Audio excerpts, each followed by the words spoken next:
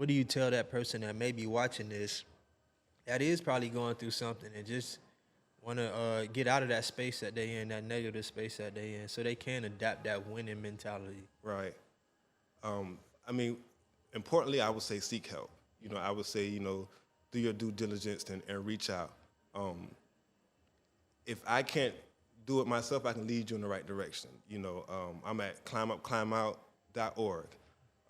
I have a vast majority of resources and other counselors that they can go to. But even for them on that day to day, if I'm talking to them right there, just recognize what's going on with yourself. Because we all know if we're going through something, we're going through some issues, and practice self-care. Do some self-care, take a bath, salt bath. Or Back at it again. It's another episode from A to Z. I told you I'm bringing you the hottest entrepreneurs in the city, man. And this one here is special because this is a topic that we don't talk about a lot in the black community, and it's dealing with mental health. And my brother sent to the right of me is going to explain a lot about what he does and the things that he does in the community, and some of the events that he has going on too, dealing with mental health, because that's very important. As we was talking off camera about that, man. So I'm gonna let you get the floor, explain to people who you are and what you do. Okay, absolutely. Thank you for this opportunity. Oh, hey, no problem, bro. I appreciate you. No problem. So I'm Reylius Thompson Jr., the proud owner of Climb Up, Climb Out Counseling and Services, which is an innovative private practice offering mental health services to children, adolescents, and adults here in Jacksonville, Florida. We do group sessions, individual sessions, home visits, school visits, just to really touch bases and really provide quality service, quality mental health services. Gotcha. That's dope. So is it an age group, age requirement, or you kind of deal with? I've worked with all different ages, from 5 to 50. Wow. And there's a lot of different issues that, just across the span of life that people go through. Even sometimes some developmental issues are formed at young ages. A lot of mental health issues kind of stem from childhood, sometimes even in birth. When a child is being born, what the mother's going through at the time, how that child is wired, how their brain is wired. I never thought about that. Some of the stuff that the mom could be going through during the pregnancy could affect the baby at that time, and they have issues and not even knowing where the issues came from. Yep. Dang, I never thought about that. All right, so because like we was just talking, those two words, mental health, put together in the black community is always like, I ain't going to doctor. I'm straight. What you mean, mental health? Right. I'm good. You know what I mean? How do you combat that with somebody who is like feeling like they don't need to talk to somebody? Because I think we all need to talk to somebody about some of the stuff that we have that's trauma that we don't even recognize as trauma. Absolutely. And the main point I hit on is your mental health is just as important as your physical health. Definitely. The same way somebody may go to the gym and work out just to get their physical body right, somebody would have to go to a mental health specialist to get their mental right, get their mind right, because if your mind's not right, then everything is kind of off. There's people that have the physique that everybody wants, the muscles, everything, but still have insecurities about themselves, because somewhere in their mind, they may be thinking negatively about themselves, or something that they have maybe been told as a young child stuck with them, and they have these self-doubt and limited beliefs about themselves. Yeah. So it's just as important to get that mental exercise, to get that mental health, as it is for the dentist, as it is for the doctor, as it is for the gym, and that's the point that has to be stress to alleviate the stigma of, if you're going, you're crazy. Right. Sometimes, you're not crazy. A lot of successful people have mental health counselors that they kind of digress and talk to, to help them make the next move. Let me ask you this, because I always wanted to know, like, as far as the mental health goes and counselors, who counsels the counselor? Like, you're taking in a lot from people, right? and then you're dishing out stuff to try to help them. Right. So in taking in all this stuff, and I'm sure at times just hearing some of the stuff that people have going on can possibly affect you in a way, whether it's emotionally or something like that.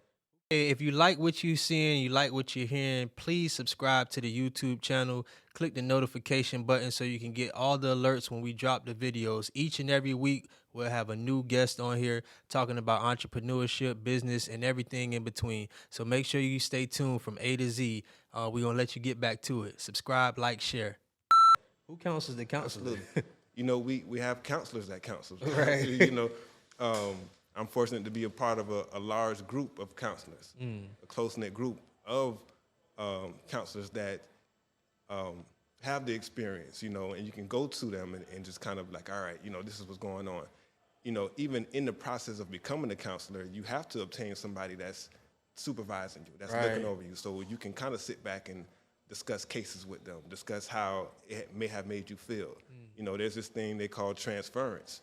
So, you know, a counselor could be counseling somebody and have the similar experience. Oh, you so know, it's kind of like transferring that too. That energy, that like, energy, okay, yeah. you know, you can be going through something, we're counseling, and then it strikes a nerve for me. Wow. You know, so even in the process, we as counselors have to learn to recognize that transference and not give in to it, you know, and be able to sit with it and be able to kind of let it out when we go talk to another counselor or something.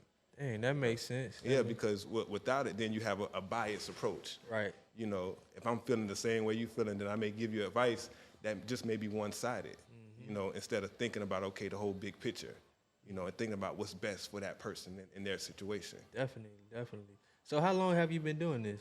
I've been doing this for a good 10 years, I would say. Okay. I've always worked in the social field. Yeah. I've always worked in the social field with children, but then I branched out into working in the field. So I started with substance abuse, substance use, and that's another big thing in the black community, definitely. Is that substance use. Substance, you know, it's a what they call a maladaptive coping mechanism. You know, a bad way to cope is to go drink something. You know, a lot of trauma we experience, we may suppress it with another substance. Yeah. And what that does is it doesn't allow us to deal with that issue.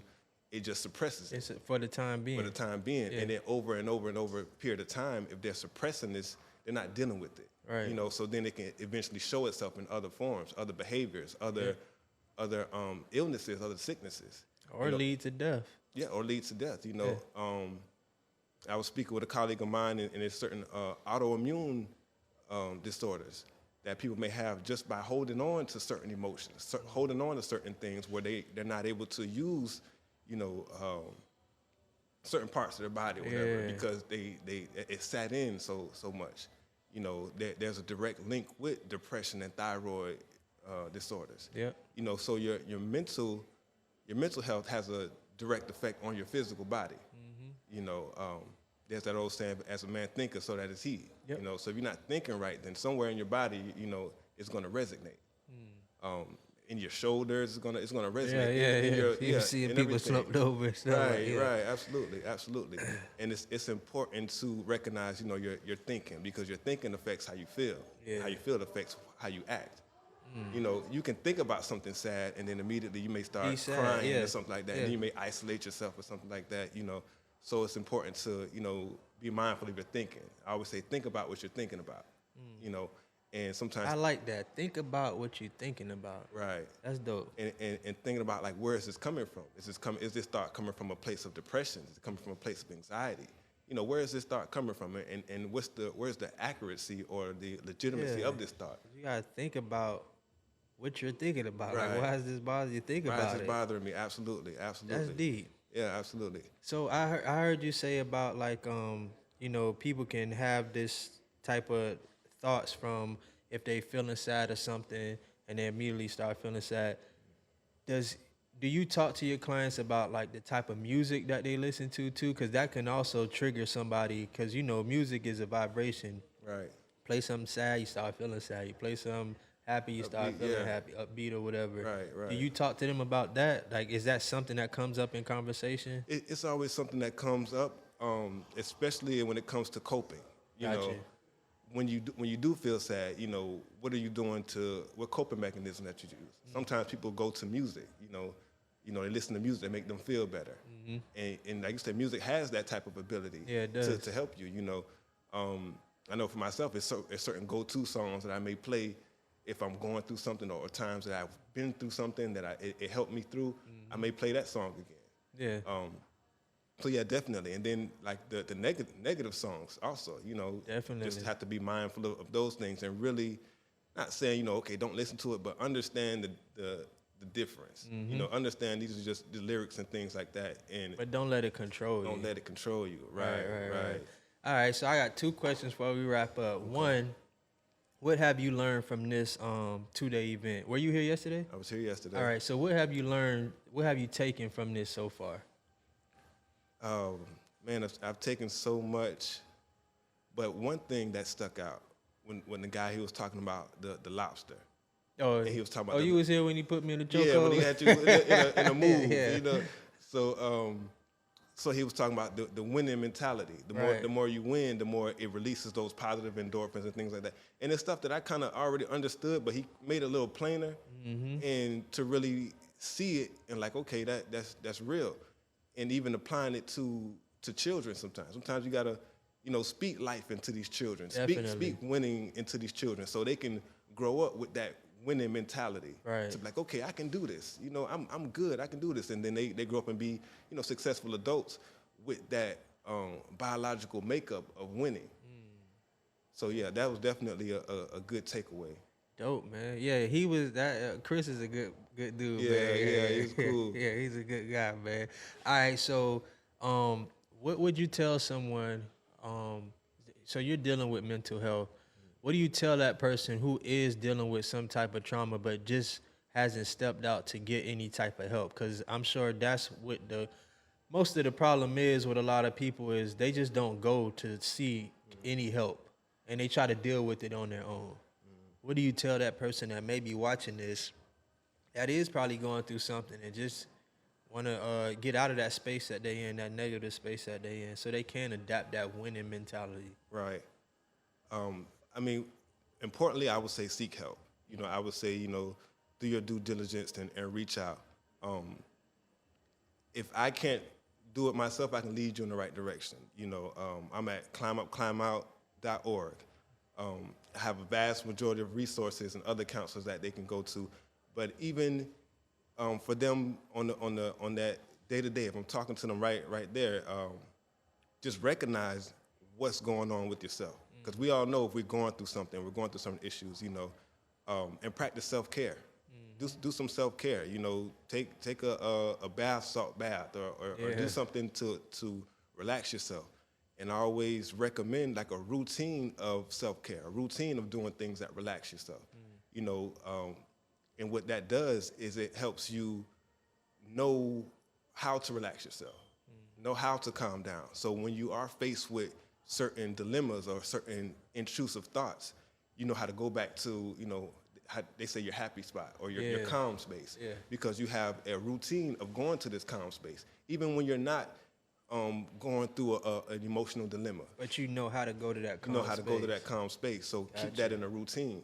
Do something in that routine that triggers what they call that parasympathetic nervous system, which allows you to calm down, allows you to relax. So definitely keep a healthy routine of relaxing. That's dope, man. All right. So before we wrap up, how can they get in contact with you? I know you gave your website, but again, how can they get in contact with you via website, social media? What's the information? Absolutely. I'm at climbupclimbout.org. On Facebook, it's Reylius Wonderful Counselor. On Instagram, it's Reylius the Counselor.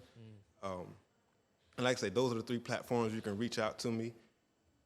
And if I can't help you, then I know somebody who will. Absolutely. I got you, man. Absolutely.